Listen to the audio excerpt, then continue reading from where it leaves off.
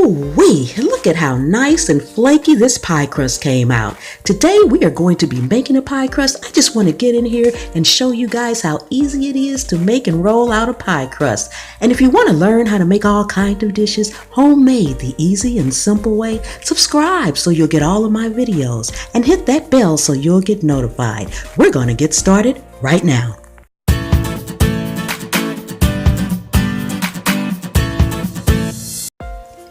Hey guys, welcome back to my channel. I'm Chef Pam and this is Chef and More. And as you can see, I am rolling out my pie crust. Now I've already actually made the pie crust and it's been in the refrigerator actually overnight. You can let it sit in the refrigerator from anywhere from maybe 30 minutes to overnight and you'll be just fine. But for the pie crust, I actually combined flour and salt. Then I cut in unsalted butter, very cold butter, until it resembles coarse crumbs. Then you just stir in water a tablespoon at a time because you just want it to be able to stick together enough to form a ball. Once you form that ball, you want to flatten it out, wrap it in saran wrap or plastic wrap, then put it in the refrigerator for, like I said, 30 minutes to overnight. Then the next day, take it out. You want to get a well-floured surface and start to roll the dough out.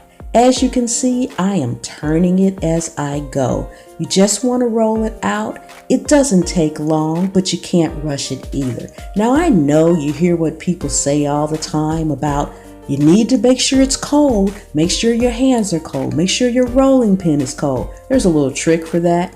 And it solves it. I'll tell you about that in just a moment. But in the meantime, just keep rolling it out. Once you get it all rolled out, you want to measure it like I just did by taking your dish, holding it upside down and making sure the edges go over it.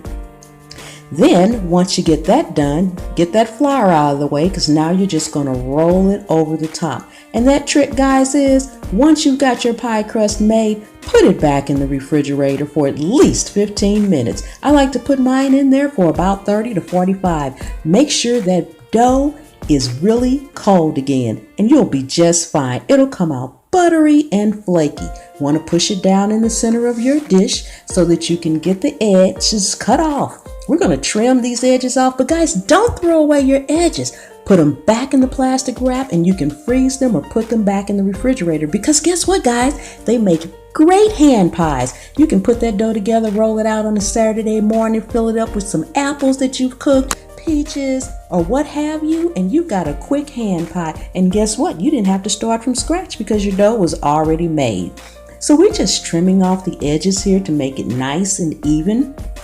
Then we're going to go around and tuck the edges under. You want to tuck them under, not over the top, and just crimp them by pinching them in between two fingers as you go along around the side. Like I said, don't throw those scraps away. They will be good for another time. So now that we have that done, you just want to pinch it under and stick it under. Pinch and stick it under. Then after you have it all under, tucked under, then you want to go back around and just crimp it between two fingers. Nothing fancy. You can actually do it with a fork.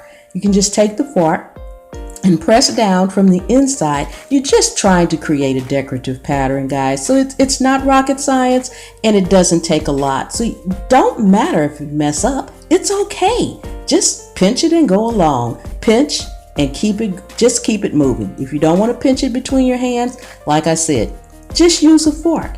Your pie crust will come out perfect. After you finish pinching it all around, put it back in the refrigerator for 15 minutes at least. Like I said, I like to leave mine in there for about 30 to 45 minutes just to make sure that that butter is ice cold because that's what makes the flaky crust. After that, you're pretty much done, guys. Your pie crust is all ready and set. And like I said, if you tear it as you're going along, you just get a piece of that scrap and push it in there. And there you have it. Your pie crust is all done.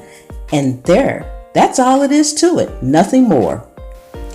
Thank you guys so much for hanging out and cooking with me today. I really enjoy you guys. And if you got anything out of this video, which I hope you did, please give me a thumbs up and leave me a comment.